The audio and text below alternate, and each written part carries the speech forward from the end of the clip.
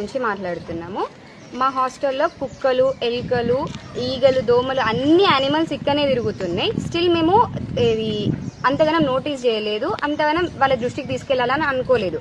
కాకపోతే ఎప్పుడైతే ఆ ఎలుకలు మా రూమ్లో 11 మెంబర్స్ని గరిచినాయి అన్న, థర్స్డే రోజు నైట్ గరిస్తే మేము ఫ్రైడే రోజు వాళ్ళ దృష్టికి తీసుకపోతే రెస్పాండ్ కాలేదు. మాకు సాటర్డే రోజు సెమిస్టర్ ఎగ్జామ్ ఉంటే ఫ్రైడే రోజు మా క్లాస్ వాళ్ళందరూ టీటీ ఇంజెక్షన్స్ కోసం మా వాళ్ళందరూ ఇక్కడ వాళ్ళు గారు వేరే డిస్ట్రిక్ట్స్ నుంచి వచ్చిన వాళ్ళు, ఇక్కడ ఎవరికి ఏం తెలియదు. అయినా ప్రైవేట్ హాస్పిటల్స్కి గవర్నమెంట్ హాస్పిటల్స్ చుట్టూ తిరిగి ఇంజెక్షన్స్ వేయించుకొని వచ్చినారు. మేము వాళ్ళ దృష్టికి తీసుకపోతే జస్ట్ ఒక ర్యాట్ ప్యాడ్ ఇచ్చి ఆ రోజు ఈవినింగ్ క్లోజ్ చేసేసినారు. మళ్ళీ సాటర్డే కానీ సండే కానీ మండే రోజు రెస్పాండ్ అయినారు.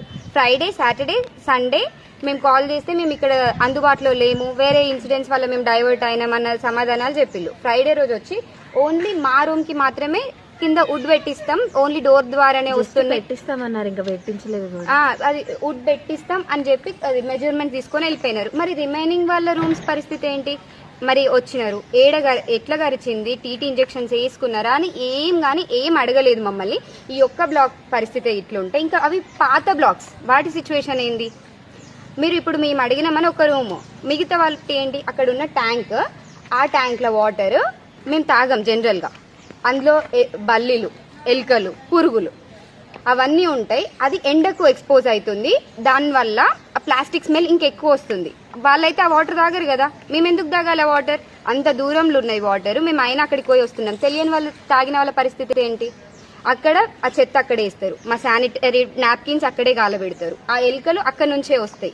అవి జస్ట్ తాకుతూనే మనకు ఇన్హైజీనిక్ గా అనిపిస్తుంది, ఇంకేం రోగాలు వస్తాయనో మనం భయపడతాం.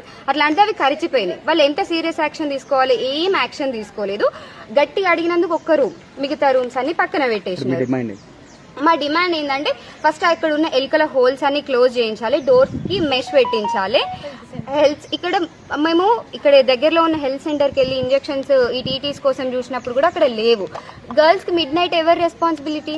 సరే అదే అయిందైతే మాకు 12, 1కి మాకు మెలకు వచ్చి చూసుకున్నాం. మరి ఆ టైంలో ఎవరు వస్తారు?